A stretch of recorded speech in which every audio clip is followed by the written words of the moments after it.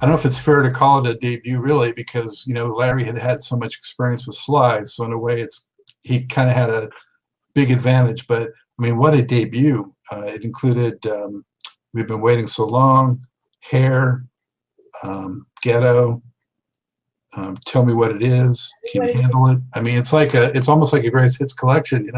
Yeah, and that's my favorite album. That is my favorite one because all those songs we have been playing them like when Larry left Sly and we started Grand Central Station, which I must say we started it. I'm a co-founding member. Because the group was my group, Hot Chocolate, but he had to start all over again. We did proms, we did a regular set. We were like the band at a club called the Orphanage in San Francisco for a long time. We did private parties. We did all of that, and we did those songs that's on that album. So we had been doing them for a while. So by the time we did the album, it was like, we could do it. You couldn't get the same energy, of course, on the vinyl, but we had been doing those songs for at least a good year before we did the album.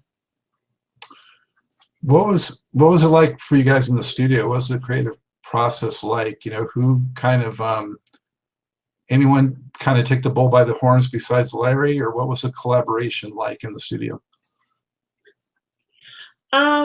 Well, yeah, Larry always had a producer, of course, but he always was, I guess, the assistant producer, you want to say, but he really was the producer.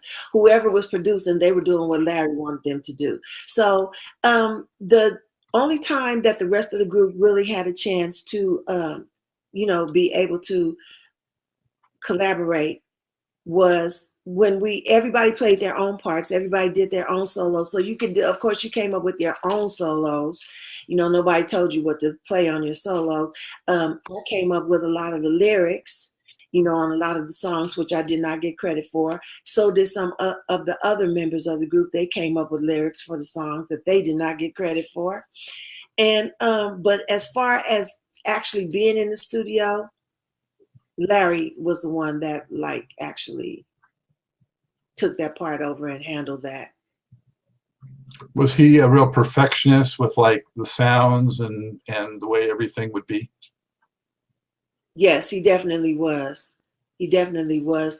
Because the sounds would be in his head and stuff, and so he would keep by any means necessary until he finally got the sound that he wanted, musically and vocally, because a lot of our vocals, the background vocals and stuff, were like really intricate harmonies and arrangements and stuff. So yeah, he was a perfectionist, which was fine because I love that, because I'm a perfectionist too. So you couldn't rehearse enough for me.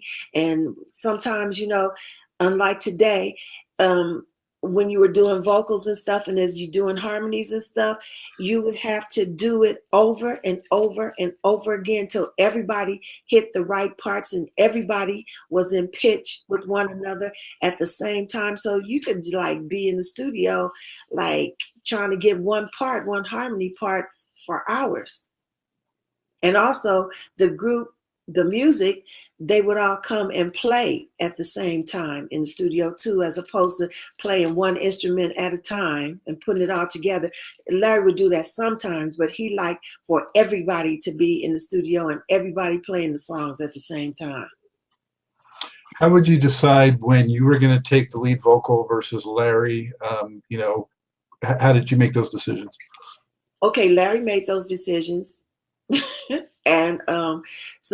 And he made those decisions based on the fact that, it was Grand Central Station. So he was concerned about making sure that everyone knew it was Grand Central Station and being out in front. So I would get a solo, maybe 2 solos on an album, maybe.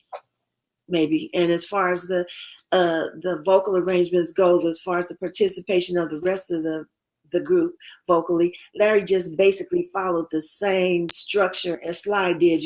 Everybody would take a turn, so he basically stuck with that structure. So try to keep it a little bit democratic. You put it